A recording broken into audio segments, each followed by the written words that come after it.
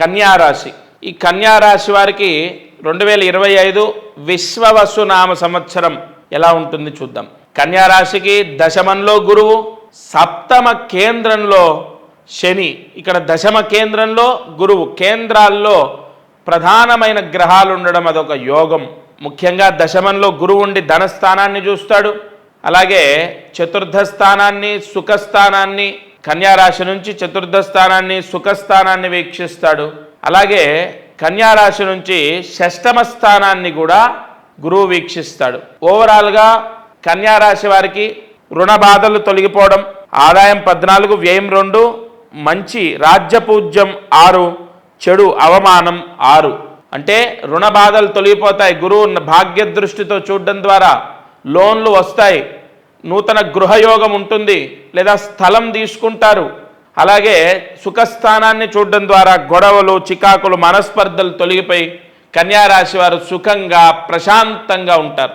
గత సంవత్సరం అనుభవించిన బాధ, కష్టాలు కన్యారాశి వారికి ఈ సంవత్సరం ఉండవు. గురువు యొక్క అనుగ్రహంతో వృత్తి వ్యాపారాల్లో యోగం, ఉద్యోగం చేసే వాళ్లకు ఆదాయం పెరగడం, ఉద్యోగం మారటం, అలాగే వ్యాపారాల్లో ఉన్న వాళ్లకు ధన లాభాలు సూచిస్తున్నాయి.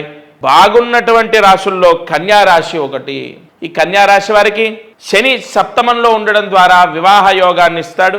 వివాహం అవ్వటం, లేదంటే బాగా దూరంగా ఉన్న సంబంధం ఏదో రావటం, అది కుదరటం, ఆ సంబంధాన్ని కన్ఫామ్ చేయడం, వివాహం చేసుకోవడం అనేది జరుగుతుంది. ఓవరాల్గా ఈ దూర ప్రాంత ప్రయాణాలు పెట్టుకున్న వాళ్ళు, విదేశాలకు వెళ్ళాలని ప్రయత్నిస్తున్న వాళ్ళకు కూడా కన్యారాశి వారికి వీసా వస్తుంది.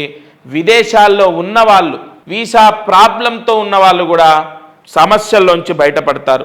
ఏమండి, కన్యారాశికి అసలు ఏం బాలేదా, అన్నీ బాగున్నాయని చెప్తున్నారు అంటే ఎస్, కన్యారాశి వారికి ఈ సంవత్సరం అద్భుతంగా ఉంది. చిన్న చిన్న సమస్యలు ఎవరికైనా వస్తూనే ఉంటాయి. చదువు విషయంలో కానీ, ఉద్యోగ విషయంలో కానీ, వ్యాపార విషయంలో కానీ తప్పకుండా మార్పు లభిస్తుంది. ఇక వారి జన్మజాతకంలో ఏదైనా అప్పుల బాధలు, రుణ బాధలు ఇత్యాది దోషాలకు సంబంధించిన స్థానాల్లో పాపగ్రహాలు ఉండడం, అంతర్దశ ప్రత్యంతర్దశల్లో ఆ పాపగ్రహాల యొక్క ప్రభావం వల్ల కష్టాలు పడొచ్చేమో కానీ గోచారంలో కన్యారాశికి తప్పకుండా శుభం జరిగే అవకాశం ఉంది. ఈ కన్యారాశి వారు తిరుమల క్షేత్రంలో, తిరుపతిలో అంటే తిరుమల కొండపైన నిద్ర చేయాలి. అది కూడా ఆగస్టు లోపు కన్యారాశి వారు తిరుమల కొండపైన నిద్ర చేస్తే చాలా మంచి జరుగుతుంది, చాలా మంచిది.